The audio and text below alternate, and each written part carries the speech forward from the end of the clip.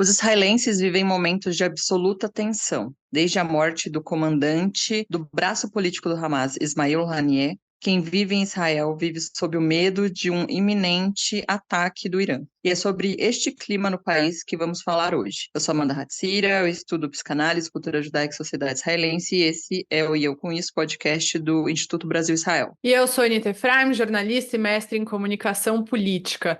É importante que você saiba que o dia dessa gravação é 5 de agosto e que a qualquer momento as informações desse episódio podem mudar. Mas o que a gente quer trazer para vocês é uma mistura de informação, análise e sentimento diretamente de quem está em Israel, sabendo que um ataque iraniano pode acontecer realmente a qualquer hora. A nossa convidada já é da casa, estamos com ela, Daniela Kresh, jornalista e correspondente do IB em Israel. Dani, bem-vinda mais uma vez. Muita gente estava perguntando onde está a Dani, cadê o Expresso Israel? A Dani estava de férias, curtindo um pouco, descansando, veio ao Brasil, inclusive nos conhecemos pessoalmente, mas agora de volta, né, Dani? Bem-vinda. Obrigada, realmente precisava de um tempinho aí de descanso depois desse ano maluco, desses 9 meses e meio, né, desde o 7 de outubro. Precisava um pouco do abraço da família e também do abraço dos meus queridos colegas do IB que finalmente conheci pessoalmente. Aí eu sentia muita falta de participar aqui do podcast e voltamos essa sexta-feira, né?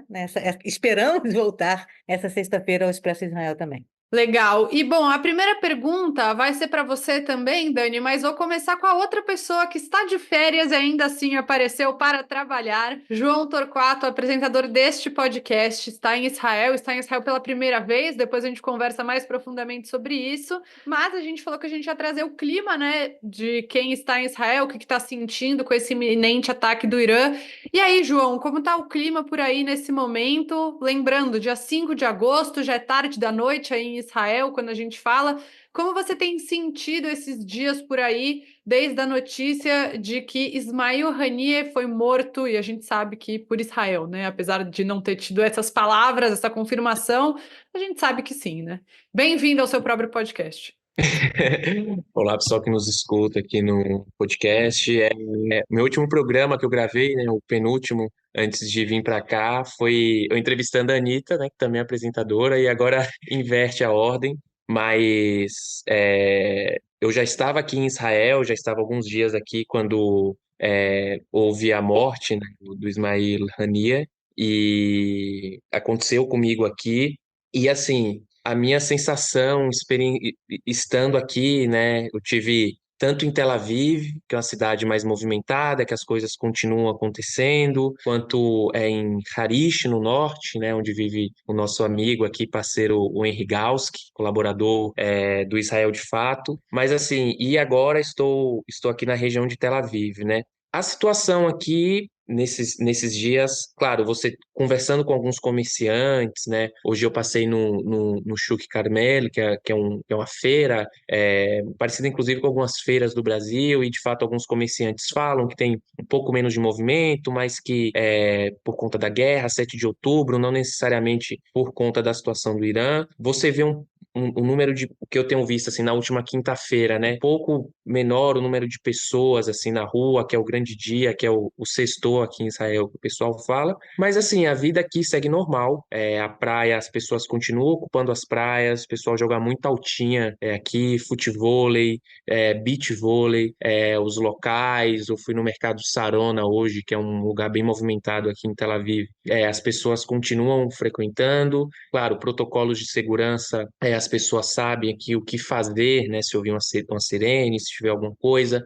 O programa que eu fiz aqui, desde o começo do programa, teve uma orientação, se a sirene tocasse no hostel, se a sirene tocasse no ônibus, como a gente fazia. Mas você vê as pessoas, assim, o que eu tenho sentido, a minha opinião, tensas, né? Você vê as pessoas conversando ali, eu vi que vai ser tal dia, eu vi que pode ser tal dia, mas assim, eu acho que o que eu diria a vida segue normal e eu acho que o maior sentimento os israelenses não estão deixando de viver a sua vida, de trabalhar, de ocupar os lugares por conta dessa situação, né? Essa é o que eu tenho observado aqui. Dani, você acabou de chegar em Israel, né? Faz uma semana que você está de volta à sua casa. E você, como que você está sentindo esse clima? A diferença de antes de você sair para agora com tudo que aconteceu? Foi engraçado porque as pessoas me perguntaram hoje como é que foi no Brasil, e eu falei, nossa, já esqueci, foi uma semana atrás que eu voltei, e uma semana é muito aqui em Israel, né? Parece que passa anos. E realmente o clima é de muita tensão, quer dizer, eu vejo o João falando que é a vida normal. Mas eu vejo um pouco diferente disso. É a programação normal e o melhor do carnaval, né? Aquela coisa. É tudo normal, mas todo mundo tenso. Eu vejo isso nas pessoas, eu vejo isso.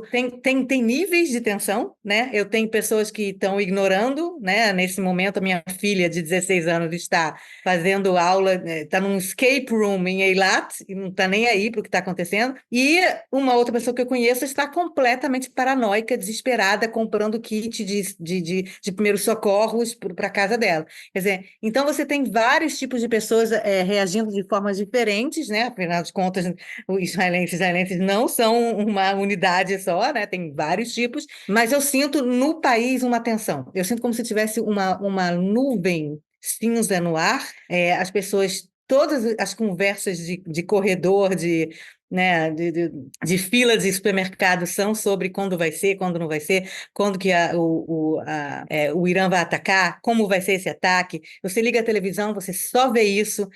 A gente viu, né, hoje, por exemplo, o Jornal Nacional daqui, é 1h30 de programa, então tem 1h20, 5 minutos só de guerra e possível ataque do Irã, e no finalzinho, 5 minutos sobre a Simone Biles, que perdeu nem falaram o nome da Rebeca Andrade, na verdade, mas falaram que a Simone Biles perdeu. Quer dizer, então, é isso. Tá tudo voltado para isso, as pessoas estão tensas, estão em suas casas, estão se preparando em vários níveis, mas as pessoas estão bracing themselves, se preparando para um ataque que vai vir e elas têm certeza de que vai vir. Né, diante desse contexto, dá para imaginar, né, uma tensão justificada. E Dani, como que a população, bom, como a Anita falou, né, Israel não assumiu textualmente essa autoria, né, do ataque que matou Ismael Haniyeh, mas como a população em Israel em geral percebeu a morte dessa liderança? Olha, as pessoas só não saíram para as ruas para comemorar e soltar fogos de artifício porque os israelenses não são assim, não comemoram a morte de ninguém. Mas se fosse para comemorar, o Ismail Haniyeh estava no segundo lugar da lista da comemoração. Ele era muito, muito conhecido. Em primeiro lugar seria o Yahya Sinwar, né, que é o líder militar do Hamas, o cara que planejou e mandou fazer o 7 de outubro. O Ismail Haniyeh, na verdade, ele foi meio surpreendido pelo 7 de outubro, porque os dois líderes, né, o Ismail Haniyeh era um líder diplomático do Hamas e o Yahya Sinwar, o líder militar do Hamas, os dois não se bicavam, não se gostavam, né? Não se falavam praticamente. Então, o Ismail Haniyeh nem participou do 7 de outubro dessa forma, mas obviamente ficou muito feliz com o 7 de outubro, né? Com o que o Hamas fez no 7 de outubro e comemorou. A gente viu vídeos no 7 de outubro do Ismail Haniyeh comemorando o assassinato de 1.200, 1.300 israelenses. Então, se tem uma lista de pessoas que os israelenses sairiam às ruas se fossem assim para comemorar, seria primeiro Yahya Sinwar, que é considerado assim o principal mandante do 7 de outubro, um cara que as pessoas odeiam, e o segundo lugar seria o Ismail Haniyeh, que é um cara muito conhecido há dezenas de anos, talvez seja um nome novo no Brasil, mas aqui em Israel todo mundo sabia quem era Ismail Haniyeh e todo mundo sabia que o cara era líder diplomático, né, o porta-voz quase do Hamas, a face do Hamas no exterior. Um cara pregando a morte, o assassinato e o fim do Estado de Israel, morando nos hotéis 5 estrelas de Dubai, do Catar, né, e da Turquia.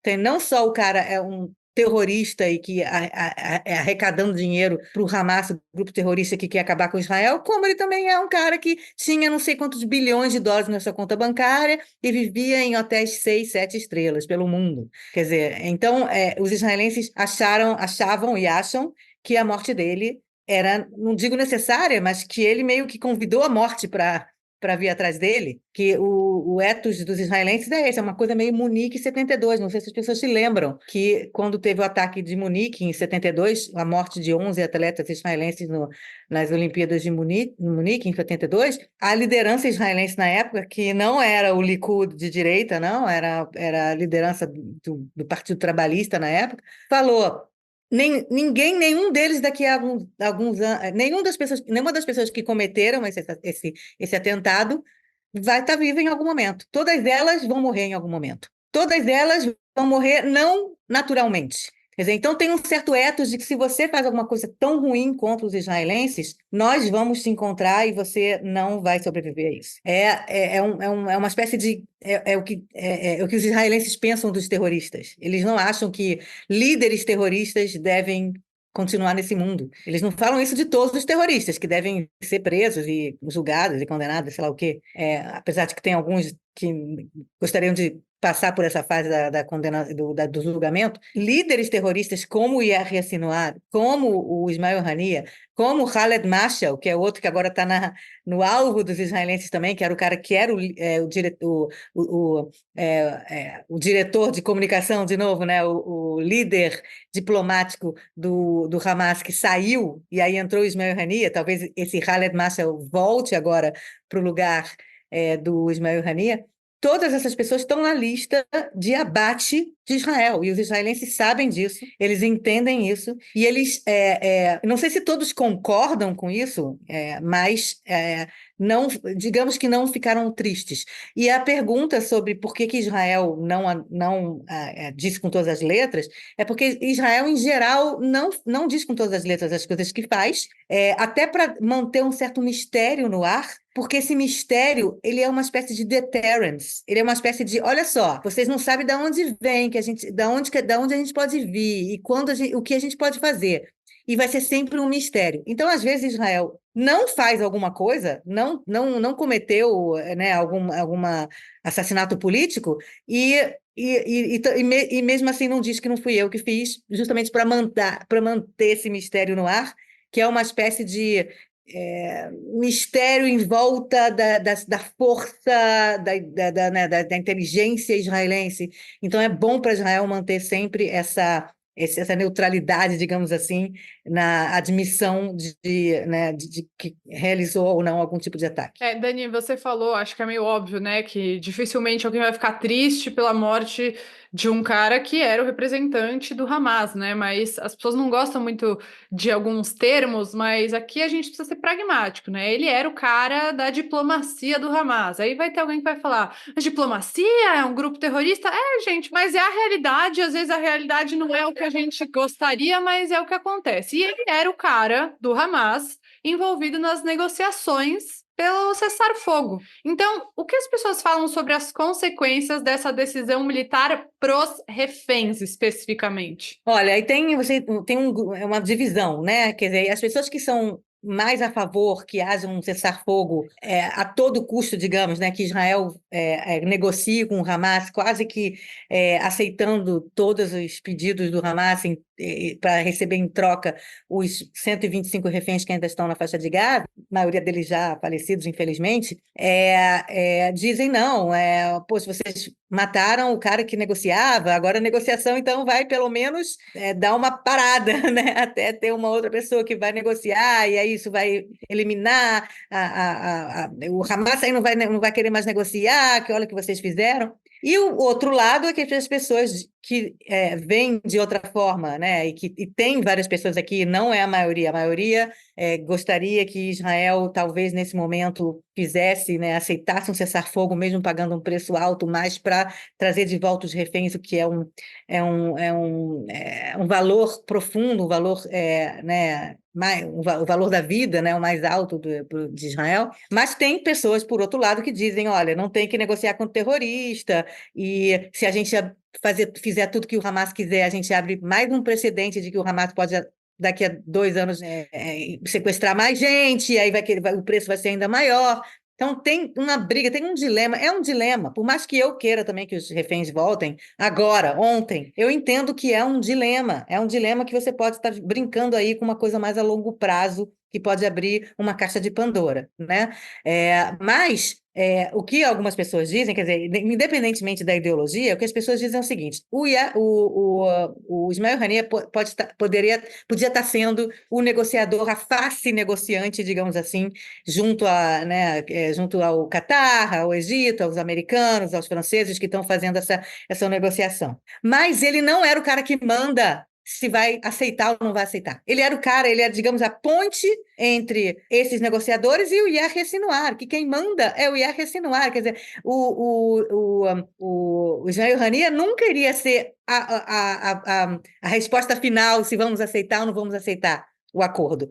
Ele era só, na verdade, um contato com o cara que realmente manda lá, que é o Yahya Sinwar. Então, matar ele não significa que acabou as negociações. Não, simplesmente tem que botar uma outra pessoa para fazer conexão com o cara que realmente manda, que é o Yahya Sinwar. E além disso, existem algumas pessoas que acreditam que esses assassinatos políticos que teve, de líderes terroristas, que foi o Yahya Sinwar, aquele cara Shuker, né, o general do Hezbollah, que foi morto também por Israel, e o Mohammad Def, que é outro cara, o número 2 da unidade, da Esse parte sim, militar. amigo do Sinwar, né?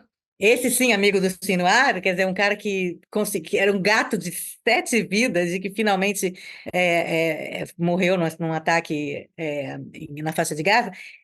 Então, muita gente acha que essas três ações que aconteceram em 2 dias ou em 3 dias levaram Israel a ser visto de uma maneira mais forte por seu inimigo. O Hamas voltou a respeitar, digamos assim, entre aspas, Israel, como desde 7 de outubro não respeitava. Israel perdeu muito da sua deterrence no dia 7 de outubro, porque não estava preparado, porque o exército não estava lá. Os terroristas do Hamas conseguiram entrar e matar 1.300 pessoas em pouquíssimas horas. Até o exército chegar demorou horas para e isso foi visto como uma falha de segurança muito grande e fez com que esse pessoal dos grupos terroristas falassem: pô, Israel não é tão forte assim, olha só o que a gente fez. Na verdade, então, é um mito essa coisa de que os israelenses têm força e têm inteligência e têm o Mossad e têm não sei o quê e têm um exército. Essas 3 ações, Ismail Haniyeh, o Shuker, esqueci o primeiro nome dele, desculpa, e que não era tão conhecido dos israelenses, e o Mohammad Def, que também era muito conhecido dos israelenses, fez com que talvez a força de Israel enquanto uma força regional, enquanto uma ameaça, digamos, para esses grupos terroristas, aumentasse. E isso talvez faça com que com que o Hamas queira negociar mais do que antes. Porque o Hamas começa a perceber, caramba, temos muita coisa a perder, porque eu vou matar todo mundo. Então, talvez a gente é um momento de negociar. Quer dizer, o Oriente Médio, ele tem uma lógica muito diferente da nossa lógica latino-americana e que não entende esse tipo de pensamento lógico daqui de quem tem força, quem vai ser humilhado, quem não vai ser humilhado. Por exemplo, o Irã agora vai atacar Israel e eles falam isso claramente só porque eles não querem ser humilhados pelo que aconteceu com o Ismail Haniyeh, que nem era iraniano, era palestino, estava lá no Irã para a posse lá do presidente do Irã. Mas foi assassinado lá. Então o Irã fala: fui humilhado porque assassinaram alguém na minha terra. Então tenho que responder. A força da humilhação, a força, quer dizer, a importância de palavras como humilhação, como deterrence, que eu não sei como é que fala em português, me ajuda aí, não sei, eu nunca sei traduzir essa palavra. Quando você tem os dois lados, eles ficam Medindo forças. medidas forças. Dissuasão, exatamente, dissuasão. Quer dizer, na verdade, esse tipo de coisa aqui no Brasil a gente não pensa, mas por um lado quer isso, o outro quer aquilo. A gente não entende que na cultura aqui do Oriente Médio, essas palavras como orgulho, como dissuasão, como quem é mais forte, como, vamos alcançar, mas e aí, que a gente tem que mostrar a nossa força. Isso é mais importante do que muitas outras coisas que fora de Israel e fora do Oriente Médio as pessoas acreditam que é o que importa aos líderes locais. Sim, Dani, e você, tocou nesse contexto, né, para quem estava ainda não entendendo a relação, né, porque dessa ameaça, né, do Irã contra Israel por conta de uma morte de um líder, né, do Hamas palestino. Ele estava lá, né, visitando o país após do presidente do Irã, né, como você retomou aqui, mas qual qual que é a relevância desse ataque contra Ismail Haniyeh ter sido feito justamente em território iraniano? Pois na verdade, Israel aproveitou o fato porque todas essas tentativas de assassinato de líderes terroristas, elas têm uma questão da oportunidade. Então, fica claro que o Mossad, a inteligência, né, do exército israelense e do establishment de segurança de Israel, sabia onde estava o Ismail Haniyeh a qualquer momento. Até porque ele também não se escondia, né? Ele participava de muitos eventos e tudo. Mas houve uma oportunidade que é o fato de ele ter saído do Catar.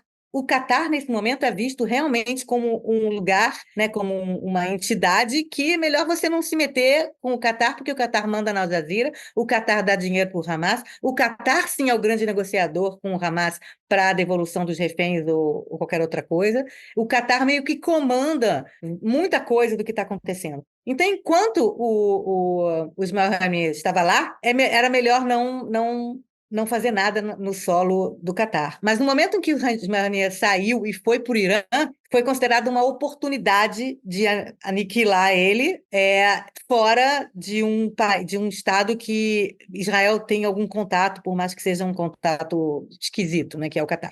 Então, houve essa ideia, quer dizer, essa oportunidade. Agora, como que ele foi morto lá, isso ainda não se sabe, né? Quer dizer, a gente já ouviu várias versões. Já ouvi que foi um míssil que veio de um país, e já ouvimos que foi um míssil que veio de dentro do próprio Irã, de alguma forma. A gente ouviu que foi, na verdade, um aparelho que estava na sala onde o Ismail Haniyeh estava, e esse aparelho foi colocado 2 meses antes, então tinha tido uma preparação. Eu considero que a gente vai saber o que realmente aconteceu daqui a alguns anos. Por enquanto, ainda vai ficar nessa coisa. Até porque, para o Irã, o melhor nesses casos é sempre dizer que foi a coisa menos complicada, menos hollywoodiana, né? O Irã quer demonstrar como é que alguém conseguiu matar o Ismail Haniyeh? Foi então algum traidor interno, algum espião para Israel que foi lá. Não foi um míssil que veio do exterior e atravessou todo o espaço aéreo iraniano e conseguiu chegar até o líder do Hamas. Quer dizer, então, para o Irã, eles vão tentar, de alguma forma, dizer que a narrativa do Irã vai ser que foi uma coisa interna, talvez até eles. Talvez teve uma hora lá, acho que ontem, anteontem, que eu ouvi uns relatos de que talvez eles dissessem que nem foi Israel, que foi uma coisa interna, de algum traidor interno, talvez isso fizesse com que eles descessem da árvore de ter que atacar Israel, porque se se não foi Israel, então a gente não tem que atacar. Parece que não rolou, não pegou, e aí essa coisa de atacar Israel voltou à pauta.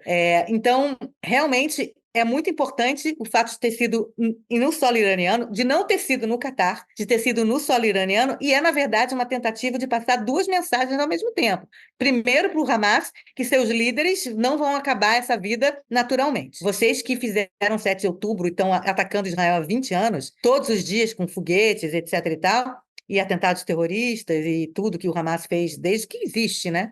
Vocês estão marcados para morrer. E segundo, Irã, você é o grande orquestrante, está orquestrando tudo que o Hamas está fazendo. A gente também pode chegar aos seus próprios líderes, a gente pode chegar ao solo iraniano. Então, foi, na verdade, uma mensagem dupla para 2 grandes inimigos de Israel nesse momento, o Irã e o Hamas. Bom, Dani, você falou que, no jornal só se fala sobre isso, os especialistas só falam sobre isso. Então, como tem sido avaliada aí a possibilidade de Israel sofrer um ataque iraniano como forma de vingança? Porque tem avaliações que não interessa ao Irã uma guerra total, mas um recado, que nem aconteceu da última vez que o Irã atacou, né? Que foi, aspas, fácil de interceptar. Então, como que eles estão avaliando essa possibilidade? Estamos aqui no campo da futurologia, ninguém tem certeza de nada, é o que está sendo dito por aí.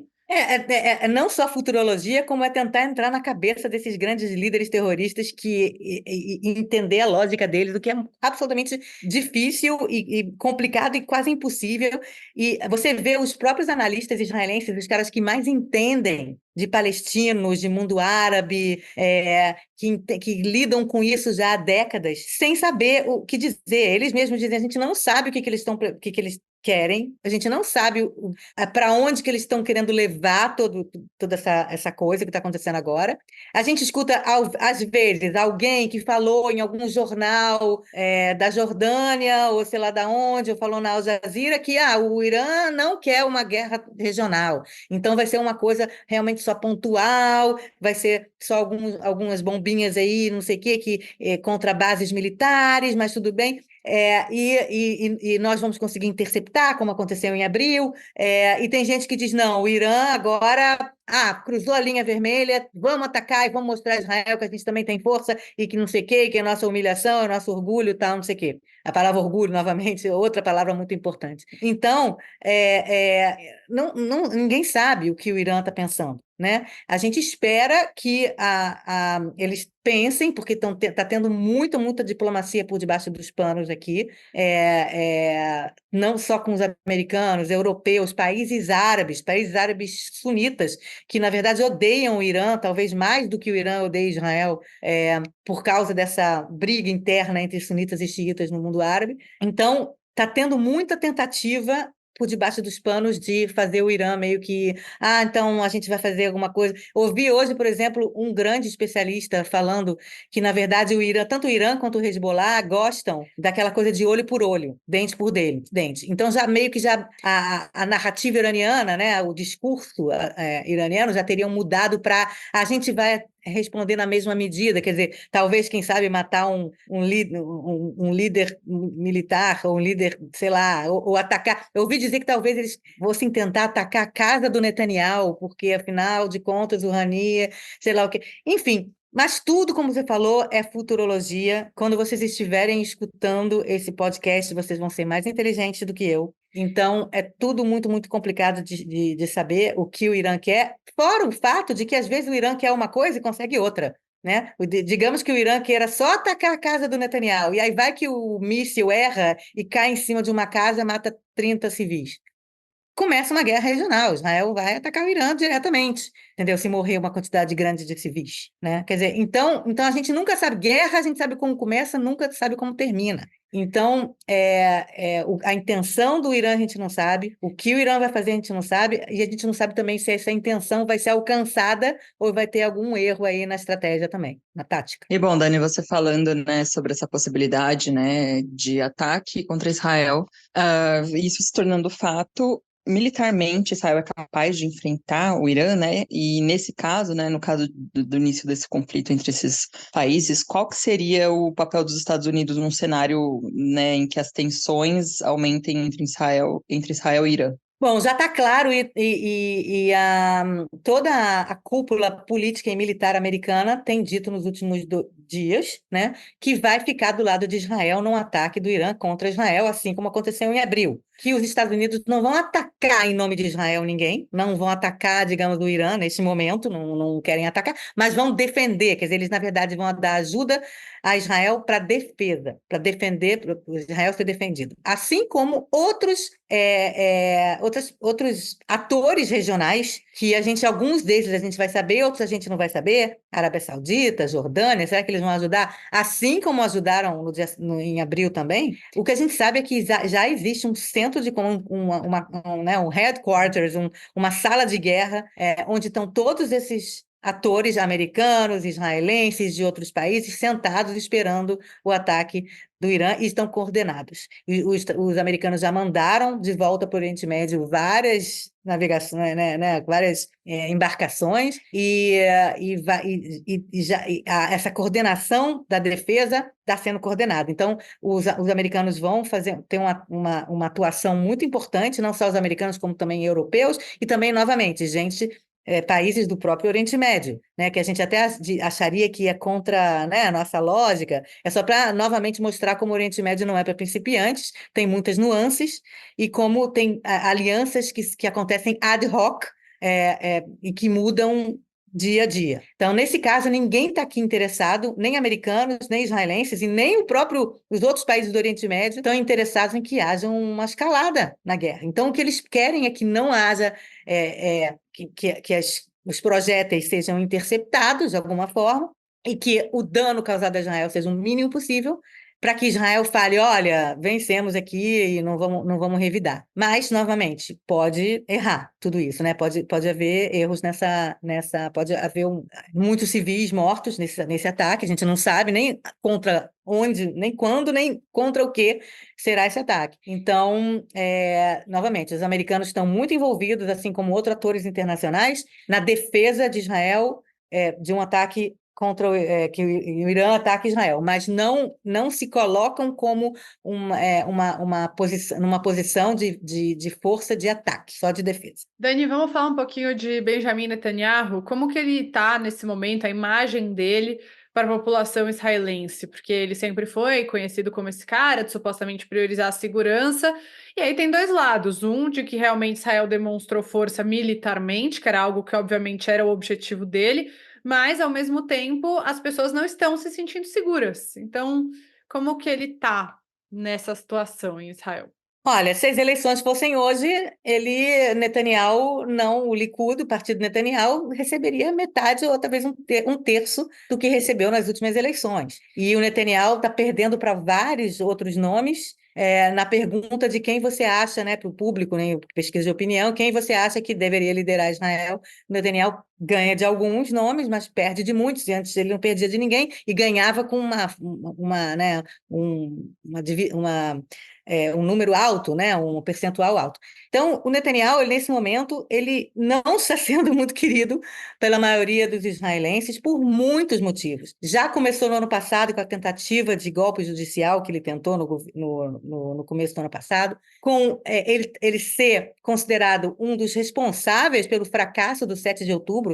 Muita gente diz que se fosse em qualquer outro país, o primeiro-ministro já não estava mais no poder, os líderes militares já não estavam mais no poder por causa do fracasso, quer dizer, do que aconteceu no 7 de outubro, como Israel, um país que tem essa potência militar, não sei o quê, deixa que 3.000 terroristas cruzem 50 metros de uma cerca e matem 1.200 pessoas, 1.300 pessoas. Quer dizer, então, é uma falha muito, muito incrível. Agora, o Netanyahu tem uma coisa a seu favor, que, na verdade, é o seu modus operandi como líder. Ele tem o tempo a seu favor, porque ele não precisa, se ele conseguir manter sua coalizão de governo unida, que é o que ele quer, ele tem até, acho que 2026, ele tem mais um ano, sei lá, até não sei quanto tempo ainda que ele pode ficar no poder, antes de convocar novas eleições. E o modus operandi dele é empurrar com a barriga as coisas. Ele empurra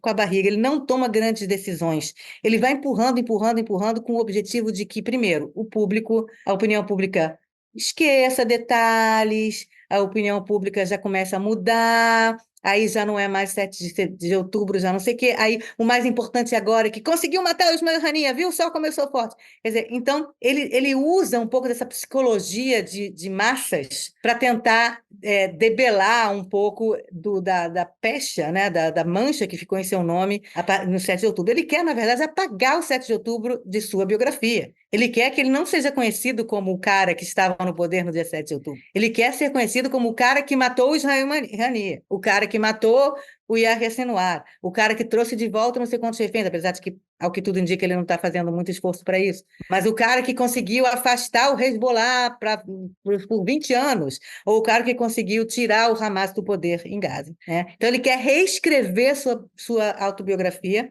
Ele quer reescrever a sua história para que ela não seja, para que a coisa mais importante dela não seja o fato de que houve um fracasso no dia 7 de outubro. Faz muito sentido, né? E Dani, bom, você mesma falou que, bom, depois de mais de 9 meses de guerra aí, né? E como você mesma disse, é difícil saber quando uma guerra termina, mas diante de todo esse contexto, do que você trouxe também sobre a situação do Netanyahu, dá para dizer, dá para sentir aí também do que você tem acompanhado em loco, que o fim da guerra está mais distante nesse momento? Não, eu acho que, na verdade, depende de que guerra você está falando, que fronte. Eu acho que você está falando da fronte de Gaza, da guerra em Gaza, eu acho que ela está mais perto do fim da guerra. Na verdade, já não tem praticamente, há poucas unidades, batalhões de soldados dentro da faixa de Gaza nesse momento. Você vê batalhões ou incursões pontuais que o exército israelense faz na faixa de Gaza e volta, né? Então você não vê mais aquela intensidade que você via no começo da guerra com Gaza. Agora todo o foco mudou para o norte, mudou para o embate entre Israel e o Hezbollah, porque a coisa foi escalando. Hassan Nasrallah, que é o líder do Hezbollah, ele começou a atacar Israel no dia 7 de outubro para mostrar solidariedade com o Hamas. Ele começou a atacar o norte de Israel. E ele sempre com a ideia de que ele ia manter isso uma guerra meio morna, nada que chegasse realmente a um conflito entre Israel e o Hezbollah, como aconteceu em 2006. Só que as coisas foram escalando, porque, como eu falei, né, e você mesmo falou, Amanda, quando as coisas começam, né? A guerra começa, a gente sabe como começa, mas não sabe como termina. As coisas foram escalando, Israel também foi retaliando, e chegou a um ponto que agora existe a possibilidade realmente de uma guerra entre Israel e o Hezbollah. Mas talvez essa questão do Irã ter entrado no meio, de ter esse ataque do Irã no meio, talvez isso sirva como uma espécie de defletor, não sei como falar, esqueci a palavra, que tire um pouco o foco do Hezbollah e jogue para o Irã e acalme um pouco os ânimos na fronteira norte, até porque né, os Estados Unidos e muitas outras países no mundo estão entrando aí, também tentando fazer com que o Hezbollah dê passos para trás. Enfim, nunca se sabe, quer dizer, essa coisa de que a gente, a guerra tá o fim da guerra está cada vez mais distante, não. Às vezes, exatamente porque a coisa está muito tensa, é que os dois lados então vão fazer um cessar-fogo. Ou não, ou pode ser que realmente estoure uma guerra aí horrível com o Hezbollah e com o Líbano. A gente vê milhares de pessoas fugindo de Beirute, muitos países dizendo para os cidadãos deixarem Beirute urgentemente, então eles temem que Israel ataque o Beirute, ataque, né, caso o Hezbollah ataque Tel Aviv, por exemplo. Mas, ao mesmo tempo, pode ser que tudo isso leve a uma pororoca que fala, não, vamos parar. Tudo isso para dizer que eu não sei. Tudo isso para dizer que pode acabar, pode não acabar, pode acabar numa fronte e não acabar na outra. Infelizmente, se eu tivesse bola de cristal, eu estaria bem melhor do que eu estou hoje financeiramente. Dani, muito obrigada, bem-vinda de volta. João, muito obrigada pela sua participação especial. Bom retorno para você, bons últimos dias por aí. Semana que vem o João está de volta e Expresso Israel volta esta semana. E lembrando para todo mundo que quem quiser pode e deve comentar aqui pelo Spotify ou mandar um e-mail para a gente no iocomisso@institutobrasilisrael.org. Também no Spotify deixar 5 estrelas, avaliar o nosso podcast para chegar cada vez a mais gente. E é isso, gente. Lembrando que a gente está no Spotify, Orelo, Apple Podcasts e também no canal do YouTube do Instituto Brasil Israel e em todas as redes sociais para você seguir a gente. Obrigada, Dani. Obrigada, João. Obrigada a todo mundo aí. Obrigada, João, por estar participando aqui. Obrigada, Anitta. Obrigada, Amanda. E espero voltar o mais breve possível. Obrigado, pessoal. É um privilégio aqui ouvir a Dani falar. Muita coisa acontecendo aqui. Em breve eu conto aí no podcast para vocês.